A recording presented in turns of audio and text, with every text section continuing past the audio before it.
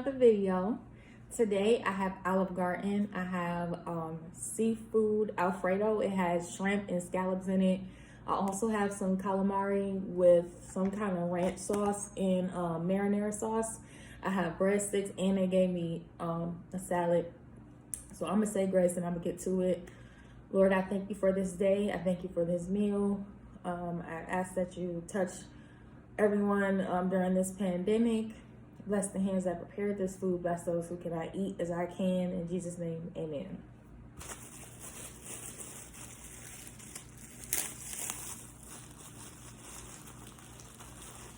All right. Hope y'all can see this. Seafood Alfredo and the calamari. I haven't had seafood in a minute, so I'm pretty excited about this Alfredo.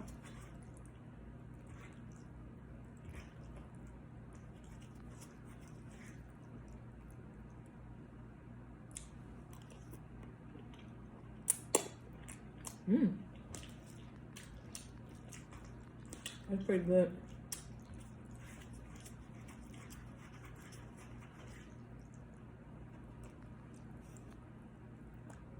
And what's crazy is I'm not really an Alfredo person. It's not something I normally go for. Like I have to have a taste for it to eat it.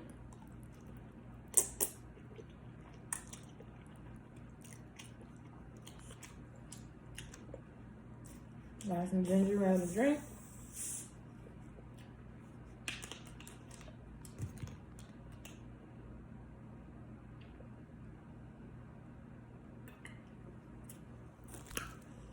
Whew. I drink ginger ale when I need a good burp. I'm about to cut into these calamari, see what it tastes like.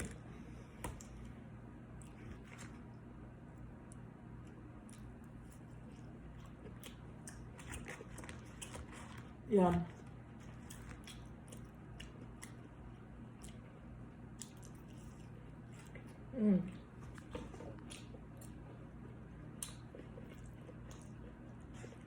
So I noticed this article talking about how millennials are having less children than our parents, and definitely less children than our grandparents' generation. The baby boomers, we're having like significantly less children than they are. And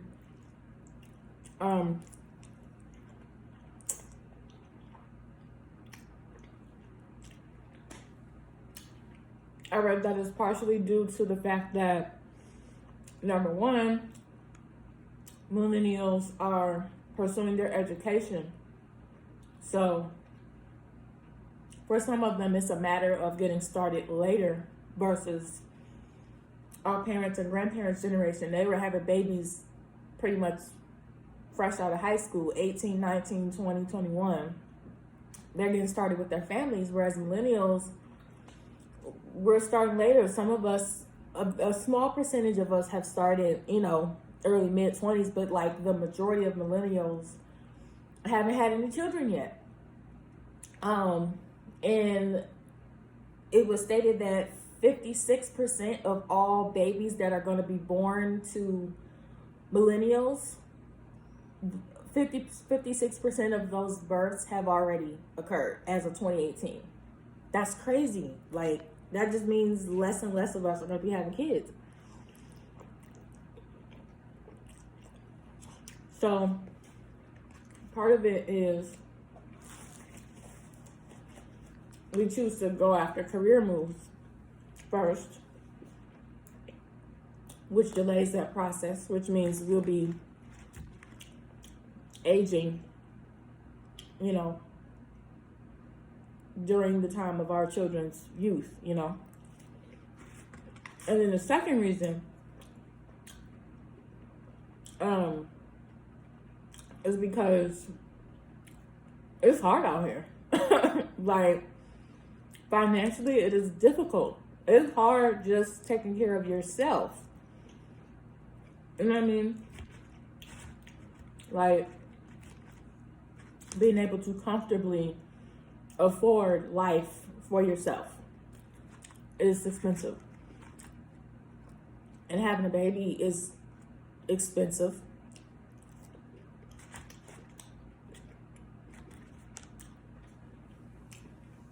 It costs on average about between $32,000 and $36,000 to have a baby at the hospital.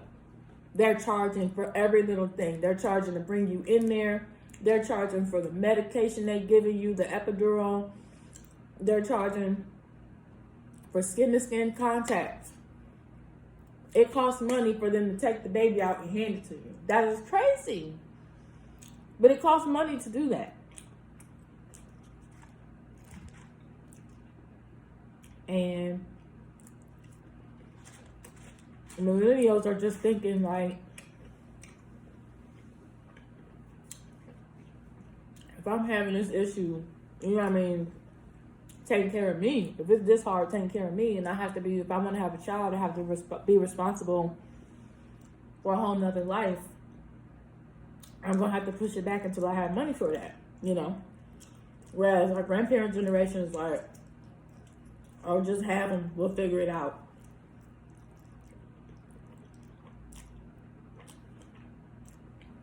But figuring it out was cheaper back then, like significantly cheaper. I also wrote down a few other statistics as well. The birth rate in the United States is the lowest it's been in 30 years. As of 2019, 39.6% of births come from unmarried women, which is like a whole separate topic in itself about the fact that millennials are not getting married like our parents and grandparents' generation. And there's so many factors. There's so many factors that go into why. Like, some of them just don't want to get married. Like, they don't feel the need to. They don't feel like it's necessary. Some of them don't want to get married because they just haven't seen a healthy, happy, successful marriage take place in front of them. They weren't raised around it, and those that they've been around who were married, their marriage went down the drain. So they're like, well, if that's what marriage looks like, I don't want any parts of it.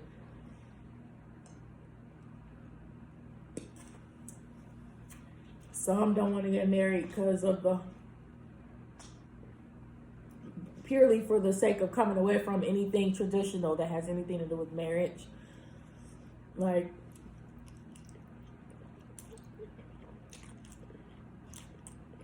I said, that's a whole separate topic in itself. As of 2018, the childless woman percentage is 49%. That means all the females that have been accounted for in the United States between the ages of 15 and 44, which is considered childbearing age, 49% of them are childless, which is a 14% increase since 1976. So, yeah. We're having less babies.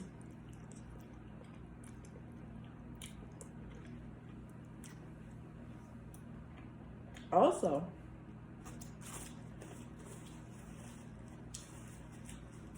for the percentage of women who are having children right now,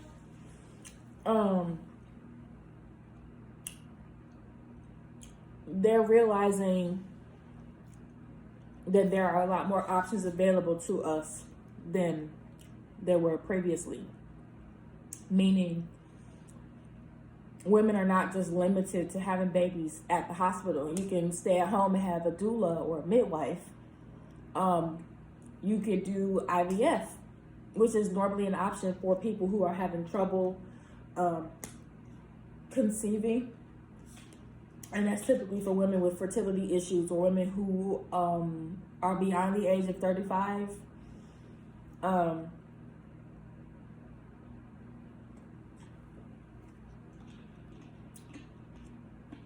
they have more difficulty having and keeping, their pregnancy. They might not make it full term. So IVF has been an option for them.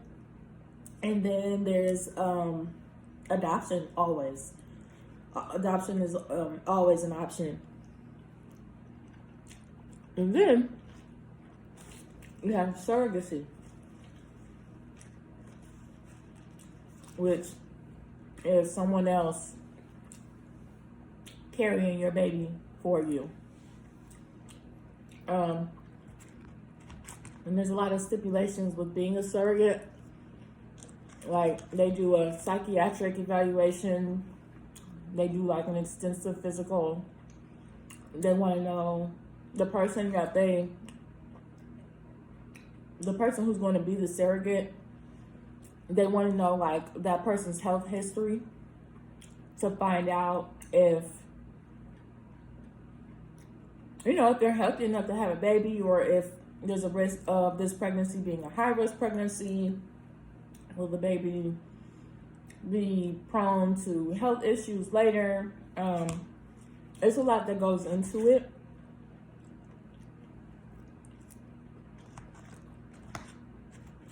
But the families who can afford to pay, to have someone carry their child for them, they're willing to go to whatever lengths they have to go through to have a child.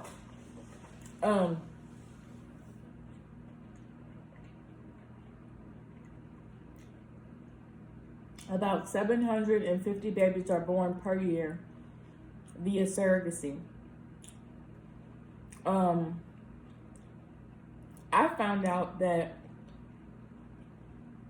commercial surrogacy, meaning where you're getting paid to be a surrogate, in some states is still illegal. Because some government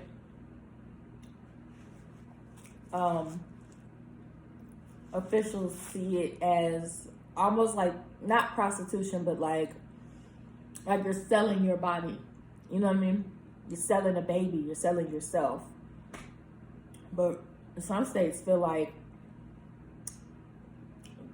you're being compensated for your time and for, everything that comes with carrying a baby. And you got doctor's visits and checkups, and there are things you're going to need as someone that's going to be, taking a baby to full term. Like, it costs money to do that, so they feel like you should be paid to do it.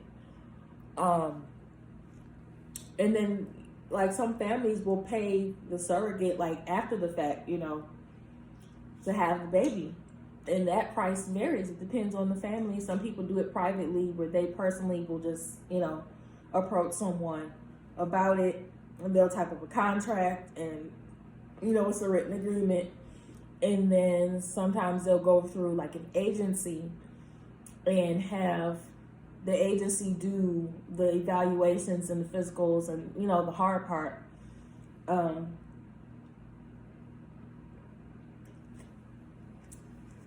With picking out the perfect surrogate for,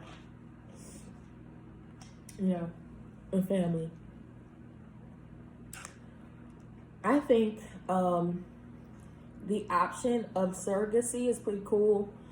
Having that option to give someone a chance at having a child, especially if you yourself aren't interested in having children, or if you might not have any, or you already have some of your own, but you're just at a point where it's just like, I don't mind helping other people. I'm fertile, or I'm able to produce. I don't mind.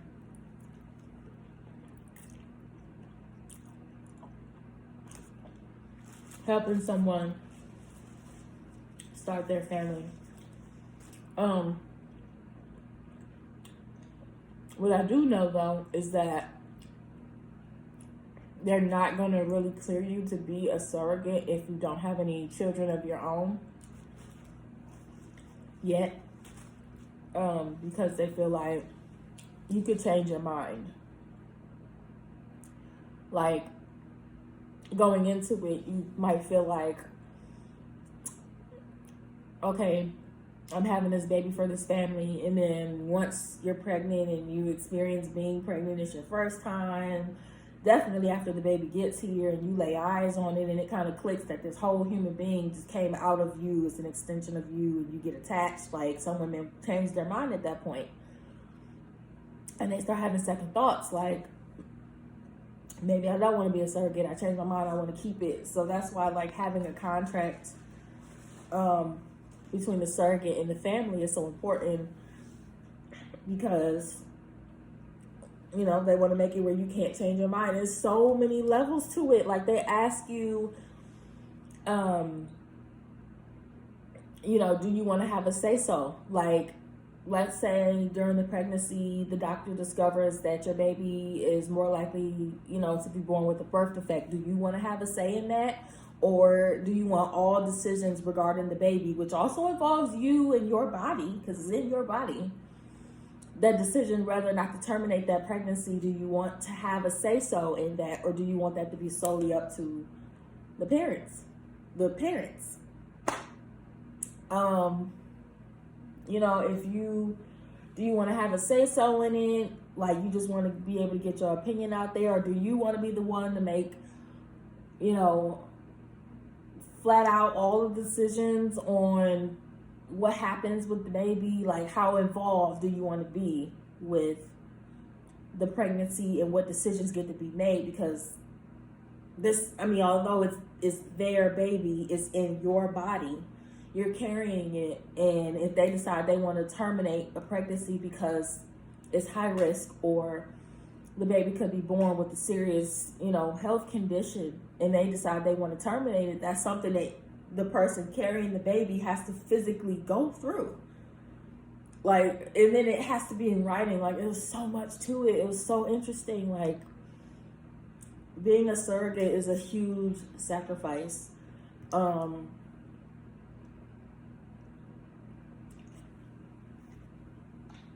And it's something you should absolutely be prepared for if you decide to go that route, because you have to understand, like, you know what I mean? It could go any way. You could meet the people who are supposed to, you know, be having this baby and feel like, I don't like them, or I feel funny about them, you know, like, it can be so strange. It can be so strange. But it was so interesting reading about just how times have changed between our grandparents and parents' generation to now. Like, having babies is a completely different process. Like,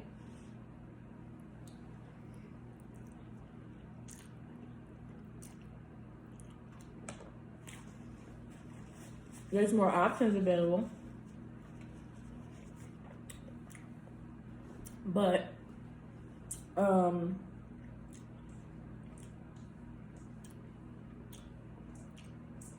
millennials are definitely having less babies, and some aren't going to have any, and some are just going to delay it into their early 30s,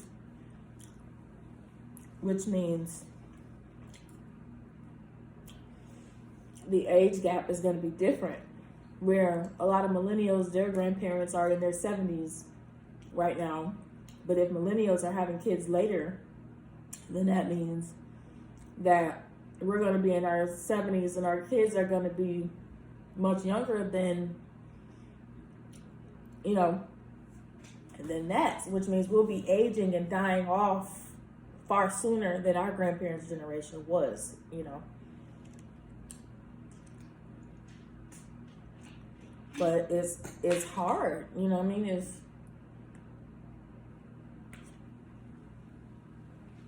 The dollar doesn't go as far. It's harder to take care of yourself. It's harder to maintain a certain lifestyle for yourself. And of course, most people, if they have a kid, like, they want to give the child the best life possible, definitely an upgrade from the life that they have or are currently living. So it makes them feel like I gotta hold this off until I get to a certain point.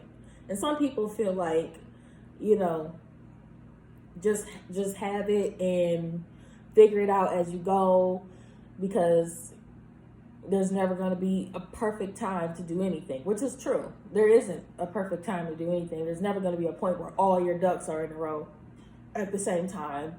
And, you know, if a person really wants to do something, they're going to do it. You know, they're going to figure it out. But it definitely, the financial strain and the fact that millennials feel the need to be at a certain point educationally before starting a family, if at all, has definitely delayed,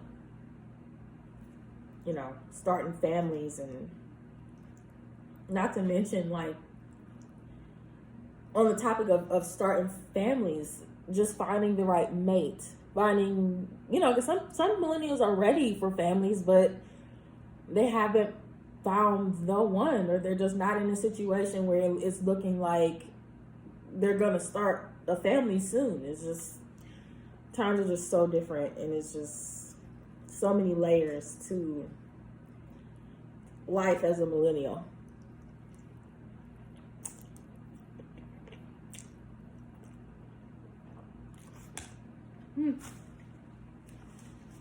That food was good. I'm getting full. I didn't even finish it. Don't forget to like, comment, subscribe, tell a friend. Thank you guys so much for eating with me.